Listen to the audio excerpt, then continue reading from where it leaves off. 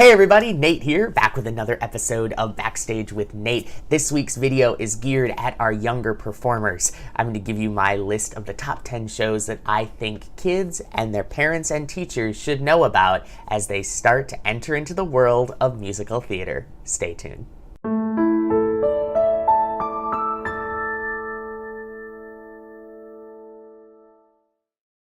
We all know that the performing bug is extremely contagious, and once a young performer is bitten by that bug, they just want to keep learning more and more and doing more and more shows. So, I'm going to give you my top 10 list of shows that I think you should be looking at, not only for audition material and for vocal studies repertoire, but also that you can be aware of for when auditions are coming your way. The first show on our list is probably the most popular kids musical of all time, and that is, of course, the musical Annie. That's right, everyone knows the story of the red-headed, curly-haired orphan who is constantly looking out for a brighter tomorrow. This show features amazing roles for girls, not just Annie, but the countless orphans that are part of the show. Many of the orphans are named characters, and many productions expand out and have an orphan chorus. There are great songs in this show to look at, of course, the song Tomorrow, as well as Annie's solo of Maybe, Hard Knock Life, You're Never Fully Dressed Without a Smile, as well as the lesser-known sequel Annie Warbucks, which also features amazing songs such as I Always Knew. This is definitely a show that young ladies are going to want to know about. On the flip side, for our young gentlemen, is our second show, and that is, of course, the musical Oliver. Oliver was written by Lionel Bart back in the early 1960s and tells the story of Charles Dickens' Oliver Twist. This show features not only the title character of Oliver Twist, but also the Artful Dodger, which is another fantastic role for a young gentleman. Of course, there are the other pickpockets and the orphan boys that make up the amazing children's chorus in this show as well. Great songs to be looking at from this show would, of course, be the beautiful ballad, Where Is Love?, the up-tempo piece, Consider Yourself, Gotta Pick a Pocket or Two, and the amazing, beautiful chorus number of Who Will Buy, which features a beautiful solo for Oliver at the end. So this is another show that you definitely want to be looking at, specifically if you are a young gentleman. The third show on the list is a show that starts to bring both boys and girls into the cast, and that is, of course, the Rodgers and Hammerstein classic, The Sound of Music. Of course, we all know that we wouldn't have The Sound of Music without the amazing group of the Von Trapp children. There are so many different roles in this show for kids of all ages, and of course there are amazing songs, not only for our younger friends, but also some of the solos that the other characters sing as well. I would definitely check out songs like My Favorite Things, Do Re Mi, Lonely Goat Herd, and for our older friends, things like I Have Confidence and Edelweiss. Our fourth show is continuing in that classic musical genre, and it is, of course, Peter Pan. Peter Pan was made famous, of course, by Mary Martin in the original Broadway production, and then in subsequent productions featuring Sandy Duncan, and, of course, the now iconic performance of Kathy Rigby. This show features amazing roles for kids, not only Wendy and Michael and John Darling, but also the amazing chorus of Lost Boys, which all have their own distinct personalities that they get to bring to the stage in every single performance. If you're looking at songs from this show, I would definitely check out the big chorus numbers of Wendy and I Won't Grow Up, as well as looking at, maybe for some of our younger gentlemen friends, using some of Peter's songs as well. I know the role of Peter is traditionally played by an adult female, but many of this character's songs work so well for our younger gentlemen pre-voice change so that they can show off their spunky, upbeat attitude. I would definitely check out these amazing songs for vocal repertoire work, but I would also check them out because they make amazing audition material as well. Show number 5 is one of the best shows for kids to get their feet wet when auditioning for a musical, and that is, of course, Joseph and the Amazing Technicolor Dreamcoat. This hit family musical first jumped onto the scene in the late 1960s and has seen various incarnations ever since.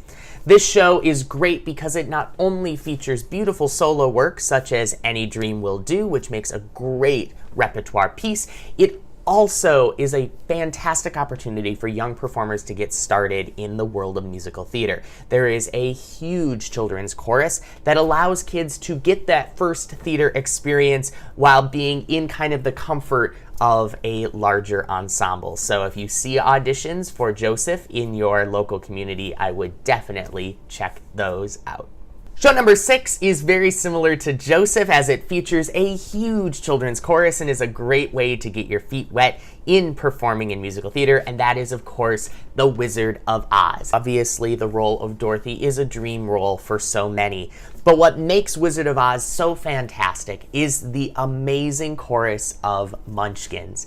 There are speaking characters and singing solos that occur in the Munchkinland sequence, which are truly fantastic for young performers to get that first little leap into performing.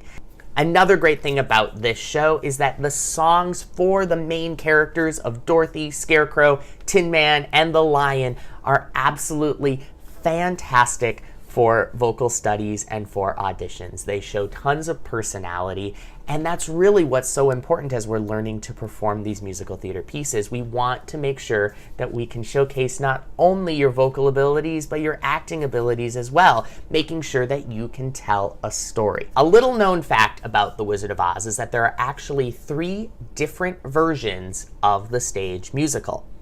The 3 different versions are all based on the MGM film that originally starred Judy Garland, but because of the various companies that created these productions, they are slightly different. There are different solo songs featured for Dorothy in some of the different versions. One production has a beautiful intro to the song Somewhere Over the Rainbow, whereas another version does not include that section. One production features the beautiful solo in the Witch's Castle for Dorothy called Evening Star, which was the original song that was going to be Dorothy's solo rather than Somewhere Over the Rainbow. And some people really like that song as an amazing repertoire piece. It also makes a fantastic audition song. But more importantly, there was a recent production produced by Andrew Lloyd Webber, which also features new orchestrations by Sir Webber himself, that includes beautiful songs for the character of the Wicked Witch of the West. In the movie and in other stage productions, she is a non-singing role, but when Webber kind of adapted this production, he included some amazing songs for her. What's great is that these songs work for our older teen female friends, great mezzo-type roles, and they start exposing our young performers to more character-type roles. So if you haven't checked out Andrew Lloyd Webber's remount of The Wizard of Oz, I would definitely check it out because there are some amazing hidden gems buried in that production. Another family favorite is number 7, and that is, of course, Seussical the Musical. Seussical the Musical is a combination of Dr. Seuss books and was created, of course, by the iconic writing team of Ahrens and Flaherty. It was also based on an idea pitched by Eric Idle of Monty Python fame. So, if you can imagine those 3 as the dream team working together, you have what has become an iconic musical for kids. What's great about Seussical is that all of these songs are family friendly, and while many of the characters are written to be played by adults, they work really, really well for kids as well. We, of course, have the character of JoJo, which is sometimes played by a boy or a girl, but typically someone under the age of 12. So it's a great role for a young performer to have kind of a spotlight star turn type role. Not only do we have JoJo's iconic solo, It's Possible, we also have other amazing songs that work really, really well for kids. We have some of Gertrude's songs or some of Horton's songs or even the Cat in the Hat's hilarious song, How Lucky You Are. All of these songs and all of these characters are easily accessible to our younger friends and neighbors, and I would definitely check them out not only for audition material, but for vocal repertoire in your studies as well. Show number 8 is hard to label as truly just one show, and that's because it started as a movie and has since become 2 different versions of a stage musical, and that is, of course, Charlie and the Chocolate Factory or Willy Wonka and the Chocolate Factory, depending on which version of the show you are looking at. We're all familiar with the story of Charlie and the Chocolate Factory or Willy Wonka and the Chocolate Factory. It tells the story of Charlie Bucket, who gets a golden ticket and gets to go on the dream tour of traveling through Willy Wonka's chocolate factory. And along the way, he gets to experience what happens to children who misbehave. The music in these various productions are fantastic because not only do they feature hilarious solos for all of our young, naughty children, they also feature beautiful solos for Charlie, whether they're his beautiful ballads such as A Letter from Charlie Bucket, or his up-tempo duets with his adult co-stars, Grandpa Joe, and of course, Willy Wonka himself. Willy Wonka and the Chocolate Factory and, of course, Willy Wonka Jr. are very, very popular shows among schools and community theaters, and with the most recent Broadway opening of Charlie and the Chocolate Factory, these songs are becoming even more popular. So I would definitely find time to check out these amazing musicals. Show number 9 features a star turn role, just like Charlie Bucket in Willy Wonka and the Chocolate Factory, and that is, of course, the musical Matilda.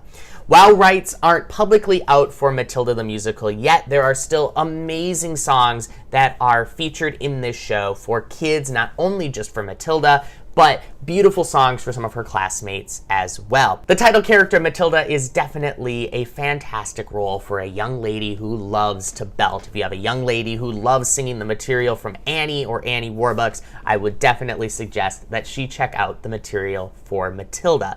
Great songs for her such as Naughty and Quiet, but also some great songs for maybe children who want to back off a little bit and sing a little more of a ballad type piece. I personally love the song When I Grow Up. It is a beautiful solo, originally as a chorus number, but has been converted into a solo number. If you're looking to add some contemporary style songs for a young lady who might be perfect for the role of Annie, I would definitely check out the songs from Matilda.